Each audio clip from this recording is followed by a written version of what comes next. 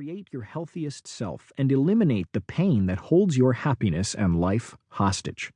Dr. Tatta even mentions my favorite form of movement, yoga, that research shows can decrease back pain, neck pain, and even autoimmune disease.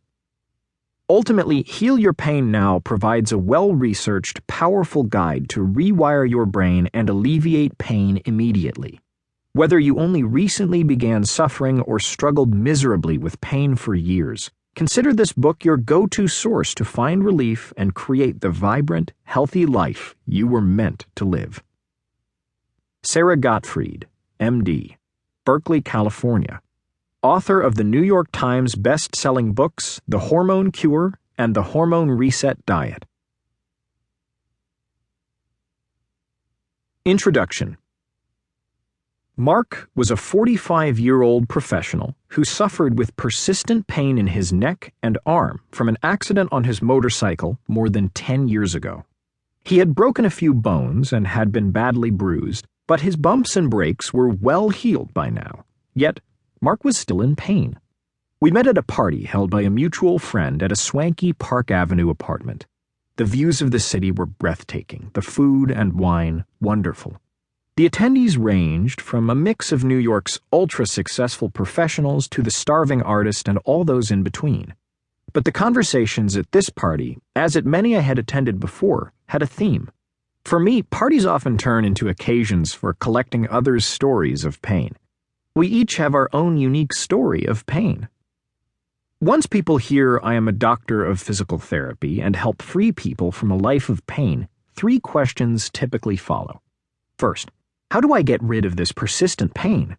It might be joint pain, an old injury, or a disease. It is often disrupting to their work, personal life, and enjoyment. Second, how do I get in shape or lose weight? This is not surprising since so many of us struggle with extra weight, and the obesity epidemic not only disables our body but also cripples the health of our economy and medical system.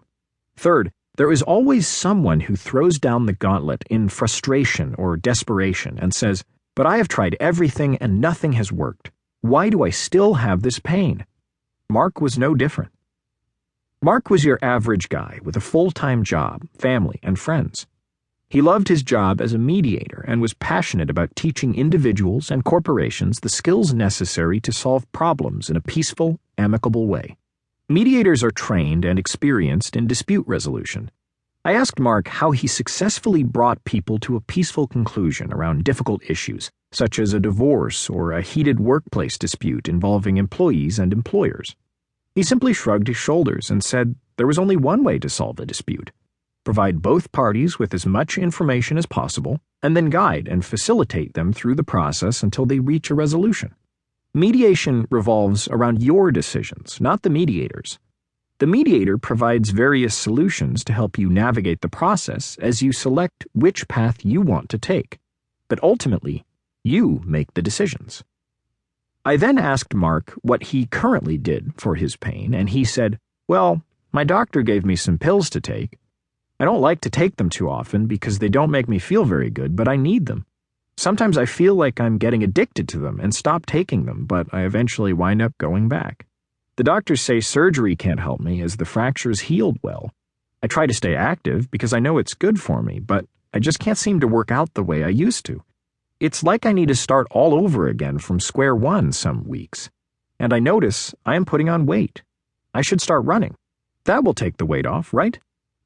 Mark's wasn't the only story I encountered that night.